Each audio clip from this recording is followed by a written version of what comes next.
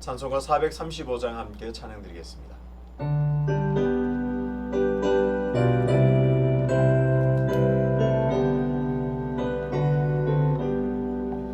나의 영원하신 이여 생명보다 귀하다. 나의 갈 길 다가고 나와 동행하소서. 주께로 가까이 주께로 가오니 나의 갈 길 다가고 나와 동행하소서. 세상 흠이 아니란 것 모든 병해버리고 험한 길을 가는 동안 나와 동행하소서. 주께로 가까이 주께로 가오니 나의 갈 길 다가고 나와 동행하소서. 모든 골짝 지나가며 험한 바다 건너서 천국문에 이르러 나와 동행하소서. 주께로 가까이 주께로 가오니 나의 갈 길 다가고 나와 동행하소서.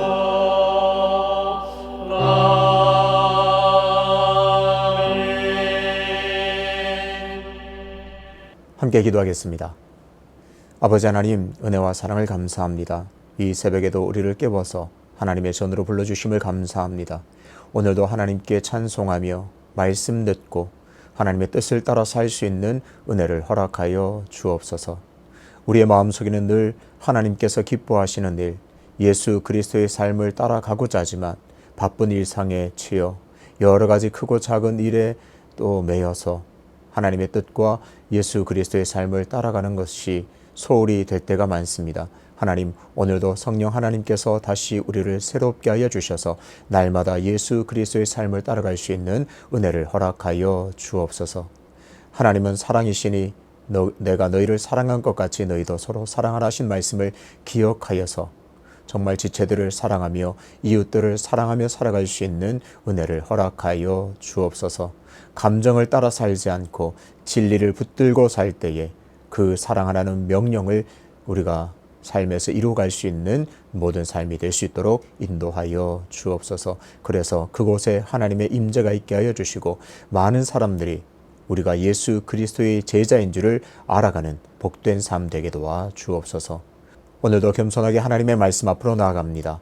하나님께서 말씀하심을 가슴에 새겨서 그 말씀에 잘 순종하여 오늘도 하나님께 영광 올려드리는 귀하고 복된 삶 되게 도와 주옵소서. 감사드리며 예수 그리스도 이름으로 기도하옵나이다. 아멘. 오늘 함께 통독할 말씀은 열왕기하 19장입니다. 히스기야 왕이 듣고 그 옷을 찢고 굵은 배를 두르고 여호와의 전에 들어가서 왕궁의 책임자인 엘리야김과 서기관 셈나와 제사장 중 장로들에게 굵은 배를 돌려서 아모스의 아들 선지자 이사야에게로 보내매 그들이 이사야에게 이르되 히스기야의 말씀이 오늘은 환난과 징벌과 모욕의 날이라 아이를 낳을 때가 되었으나 해산할 힘이 없도다. 랍사게가 그의 주 아수르 왕의 보냄을 받고 와서 살아계신 하나님을 비방하였으니 당신의 하나님 여호와께서 혹시 그의 말을 들으셨을지라. 당신의 하나님 여호와께서 그 들으신 말 때문에 꾸짖으실 듯하니 당신은 이 남아있는 자들을 위하여 기도하소서 하더이다 하니라. 이와 같이 히스기야 왕의 신복이 이사야에게 나아가니 이사야가 그들에게 이르되 너희는 너희 주에게 이렇게 말하라. 여호와의 말씀이 너는 아수르 왕의 신복에게 들은 바 나를 모욕하는 말 때문에 두려워하지 말라. 내가 한 명을 그의 속에 두어 그로 소문을 듣고 그의 본국으로 돌아가게 하고 또 그의 본국에서 그에게 칼에 죽게 하리라 하셨느니라 하더라. 랍사게가 돌아가다가 아수르 왕이 이미 라기스에서 떠났다함을 듣고 림나로 가서 아수르 왕을 만났으니 왕이 거기서 림나와 싸우는 중이더라. 아수르 왕은 구스 왕 디르하가가 당신과 싸우고자 나왔다함을 듣고 다시 히스기야에게 사자를 보내며 이르되 너희는 유다의 왕 히스기야에게 이같이 말하여 이르기를 내가 믿는 내 하나님이 예루살렘을 아수르 왕의 손에 넘기지 아니하겠다 하는 말에 속지 말라. 아수르의 여러 왕이 여러 나라에 행한 바 진멸한 일을 내가 들었느니라. 아수르의 여러 왕이 여러 나라에 행한 바 진멸한 일을 내가 들었나니 내가 어찌 구원을 얻겠느냐. 내 조상들이 멸하신 여러 민족 곧 고산과 하란과 레셉과 들라사에 있는 에덴 족속을 그 나라의 신들이 견저느냐. 하맛 왕과 아르밧 왕과 스발와임 성의 왕과 헤나와 아와의 왕들이 다 어디 있느냐 하라 하니라. 히스기야가 사자의 손에서 편지를 받아보고 여호와의 성전에 올라가서 히스기야가 그 편지를 여호와 앞에 펴놓고 그 앞에서 히스기야가 기도하여 이르되 그룹들 위에 계신 이스라엘의 하나님 여호와여 주는 천하 만국의 홀로 하나님이시라. 주께서 천지를 만드셨나이다. 여호와여 귀를 기울여 들으소서. 여호와여 눈을 떠서 보시옵소서. 사네립이 살아계신 하나님을 비방하러 보낸 말을 들으시옵소서. 여호와여 아수르 여러 왕이 과연 여러 민족과 그들의 땅을 황폐하게 하고 또 그들의 신들을 불에 던져 싸우니 이는 그들이 신이 아니요 사람의 손으로 만든 것 곧 나무와 돌뿐이므로 멸하였나이다. 우리 하나님 여호와여 원하건대 이제 우리를 그의 손에서 구원하옵소서. 그리하시면 천하 만국이 주 여호와가 홀로 하나님이신 줄 알리이다 하니라. 아모스의 아들 이사야가 히스기야에게 보내 이르되 이스라엘 하나님 여호와의 말씀이 내가 아수르 왕 사네립 때문에 내게 기도하는 것을 내가 들었노라 하셨나이다. 여호와께서 아수르 왕에게 대하여 이같이 말씀하시기를 처녀딸 시온이 너를 멸시하며 너를 비웃었으며 딸 예루살렘이 너를 향하여 머리를 흔들었느니라. 내가 누구를 꾸짖었으며 비방하였느냐. 누구를 향하여 소리를 높였으며 눈을 높이 떠느냐. 이스라엘의 거룩한 자에게 그리하였도다. 내가 사자들을 통하여 주를 비방하여 이르기를 내가 많은 병거를 거느리고 여러 산 꼭대기에 올라가며 레바논 높은 곳에 이르러 높은 백향목과 아름다운 잣나무를 베고 내가 그 가장 먼 곳에 들어가며 그의 동산의 무성한 수풀에 이르리라. 내가 땅을 파서 이방의 물을 마셨고 나의 발바닥으로 애굽의 모든 강들을 말렸노라 하였도다. 내가 듣지 못하였느냐. 이 일은 내가 태초부터 행하였고 옛날부터 정한 바라. 이제 내가 이루어 너로 견고한 성들을 멸하여 무너진 돌무더기가 되게 함이니라. 그러므로 거기에 거주하는 백성의 힘이 약하여 두려워하며 놀랐나니 그들은 들의 채소와 푸른 풀과 지붕의 잡초와 자라기 전에 시든 곡초같이 되었느니라. 내 거처와 내 출입과 내가 내게 향한 분노를 내가 다 아노니 내가 내게 향한 분노와 내 교만한 말이 내 귀에 들렸도다. 그러므로 내가 갈고리를 내 코에 꿰고 재갈을 내 입에 물려 너를 오던 길로 끌어 돌이키리라 하셨나이다. 또 내게 보일 징조가 이러하니 너희가 금년에는 스스로 자라난 것을 먹고 내년에는 그것에서 난 것을 먹되 제3년에는 심고 거두며 포도원을 심고 그 열매를 먹으리라. 유다 족속 중에서 피하고 남은 자는 다시 아래로 뿌리를 내리고 위로 열매를 맺을지라. 남은 자는 예루살렘에서부터 나올 것이요 피하는 자는 시온산에서부터 나오리니 여호와의 열심히 이 일을 이루리라 하셨나이다 하니라. 그러므로 여호와께서 아수르 왕을 가리켜 이르시기를 그가 이 성에 이르지 못하며 이리로 화살을 쏘지 못하며 방패를 성을 향하여 세우지 못하며 치려고 토성을 쌓지도 못하고 오던 길로 돌아가고 그 이 성에 이르지 못하리라 하셨으니 이는 여호와의 말씀이니라. 내가 나와 나의 종 다윗을 위하여 이 성을 보호하여 구원하리라 하셨나이다 하였더라. 이 밤에 여호와의 사자가 나와서 아수르 진영에서 군사 18만 5천 명을 친지라. 아침에 일찍 일어나 보니 다 송장이 되었더라.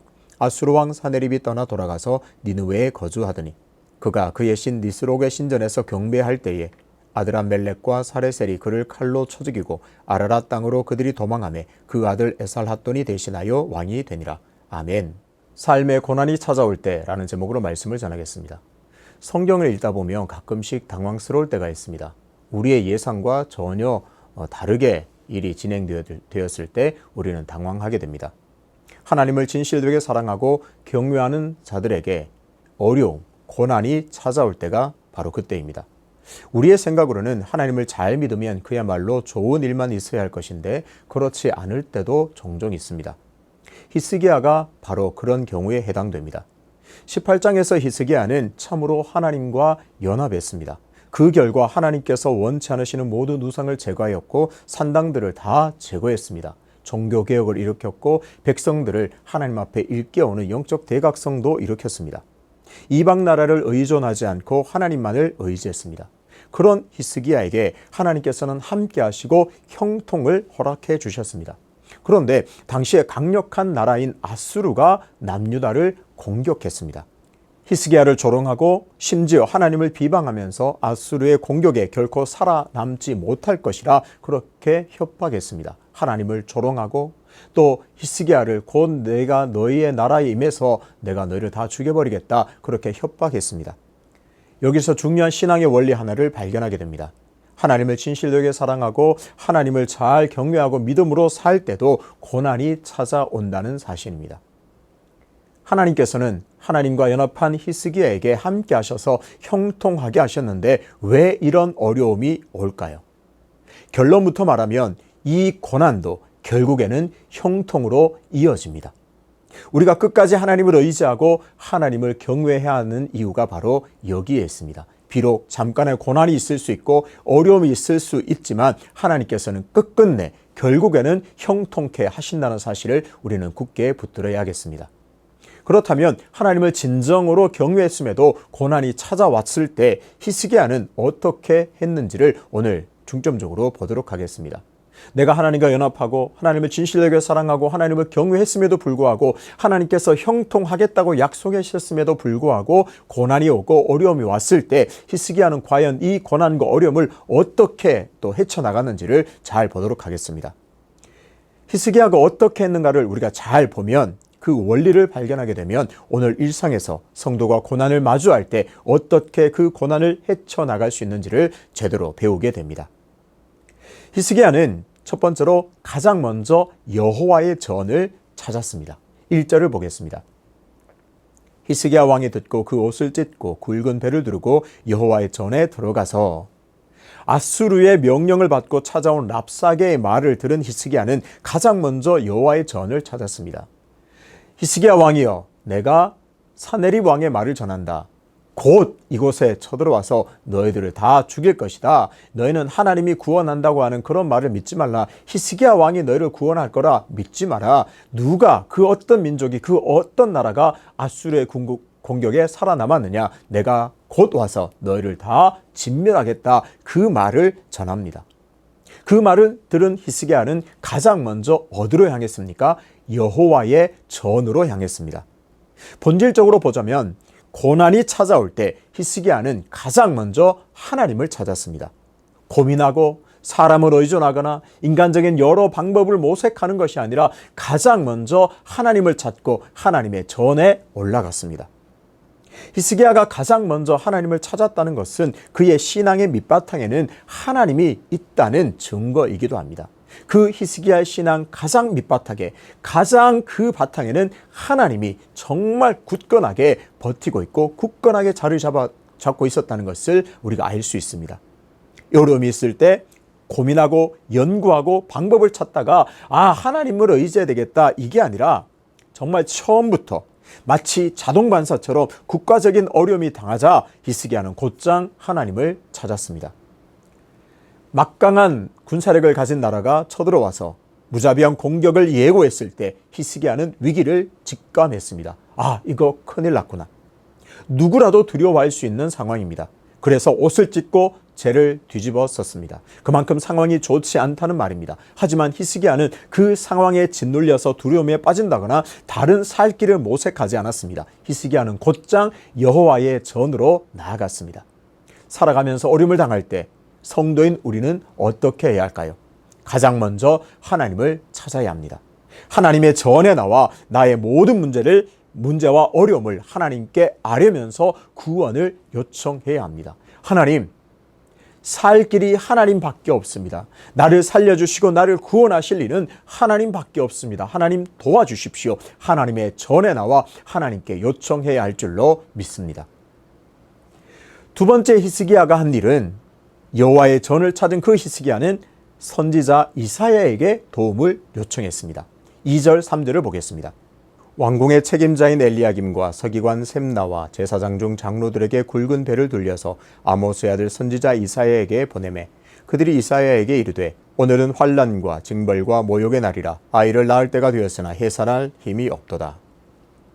신하들을 보내서 현재 상황을 그대로 전하면서 하나님께서 구원하시도록 이사야에게 도움을 요청했습니다. 이사야 선지자시여, 지금 이런 어려움이 있습니다. 하나님께 기도하여 우리를 도와주십시오. 이사야 선지자에게 도움을 요청했습니다.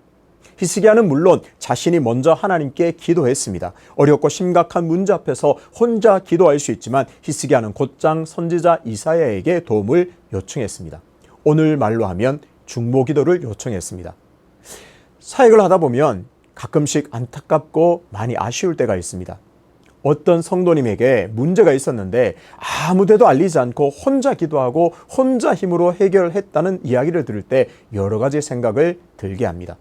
성도가 어려움을 당했을 때 도움이 되지 못한 미안함도 있고 왜 그런 어려움이 있을 때 도움을 요청하지 않았는지 안타까운 마음도 동시에 듭니다. 야고보서 5장 16절입니다. 그러므로 너희 죄를 서로 고백하며 병이 낫기를 위하여 서로 기도하라. 의인의 간구는 역사하는 힘이 큼이니라. 아멘. 히스기야는 이 비밀을 이미 알고 있었던 것 같습니다.